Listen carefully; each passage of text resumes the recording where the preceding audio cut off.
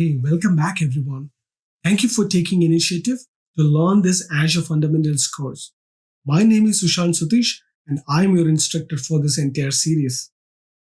In this module, we're going to learn about different types of Azure management tools. Some of the objectives of this module are we're going to review these tools, we're going to explore what is Azure Advisor all about, and how can you create resources using these different tools we are going to learn today. You can configure and manage Azure using a broad range of tools and platforms. There are tools available for command line, language-specific software development kits or SDKs, developer tools, tools for migration, and many more. First, let's talk about Azure Portal. Azure Portal is a public website that you can access with any web browser. If you have watched any of the walkthrough, you know what I'm talking about. After you sign in with your Azure account, you can create, manage, and monitor any available Azure services. You can identify a service you are looking for, get links to help on a topic, and deploy, manage, and delete resources. It also guides you through complex administrative tasks using wizards and tooltips. The dashboard view provides high-level details about the Azure environment. You can customize the portal view as you need by moving and resizing tiles, displaying particular services of interest, accessing links for help and support, and provide feedback as well. The portal doesn't provide any way to automate repetitive tasks. For example, to set up multiple VMs, you would need to create them one by one at a time. Completing a wizard can be a time-consuming and error-prone for complex tasks. Azure PowerShell, for instance, is a module that you can add to Windows PowerShell, or PowerShell Core that enables you to connect to your Azure subscription and manage resources. Azure PowerShell requires Windows PowerShell to function. The PowerShell provides services such as shell window and command parsing. Azure PowerShell then adds the Azure-specific commands. For example, Azure PowerShell provides new-AZ-VM command that creates a new virtual machine for you inside your Azure subscription. Please note that PowerShell Core is a cross-platform version of PowerShell that runs on Windows, Linux, or Mac operating systems.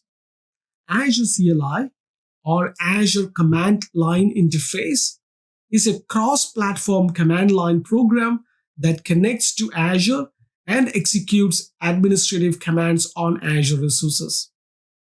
Cross-platform means that it can be run on Windows, Linux, or Mac OS. For example, to create a VM, you would open a command prompt window, sign in with Azure such as AZ login, create a resource group, then use commands. After this module, we are definitely going to go through walkthroughs to learn about how to create a new VM using PowerShell, how to create a new resource using Azure CLI and Cloud Shell, etc. Let's talk about Azure Cloud Shell. Azure Cloud Shell is a browser-based scripting environment in your portal.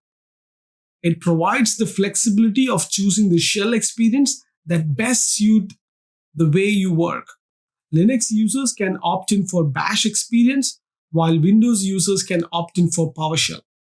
A storage account is required to use the Cloud Shell, and you will be prompted to create one when you access this Cloud Shell from Azure Portal.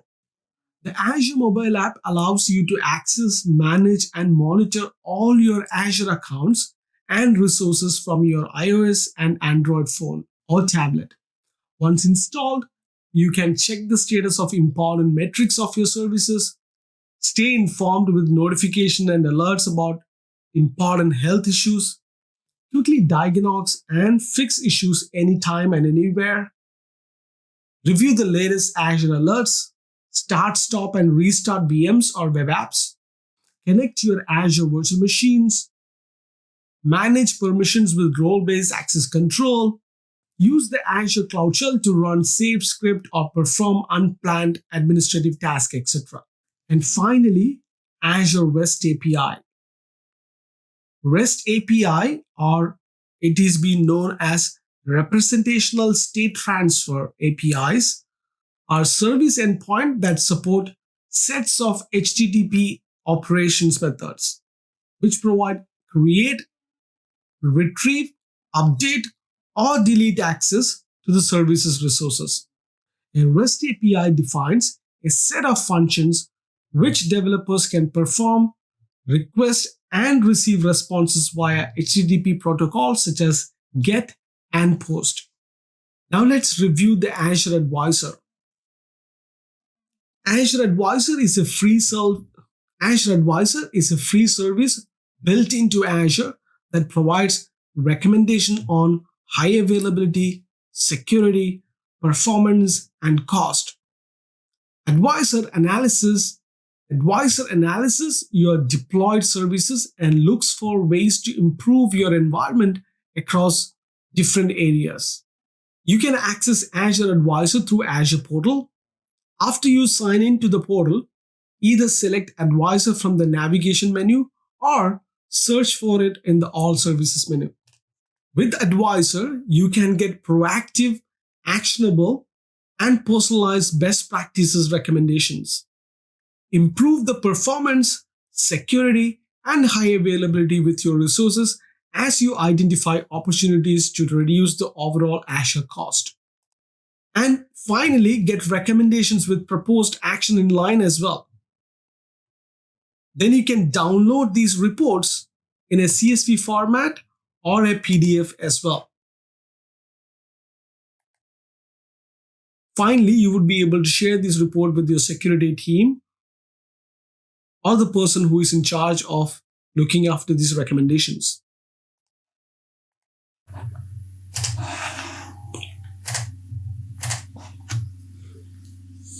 Now that we have learned how Azure Advisor works and different types of Azure management tool, let's go and explore how to create a gallery image using an ARM template. So I will see you on the next video. Till then, take care.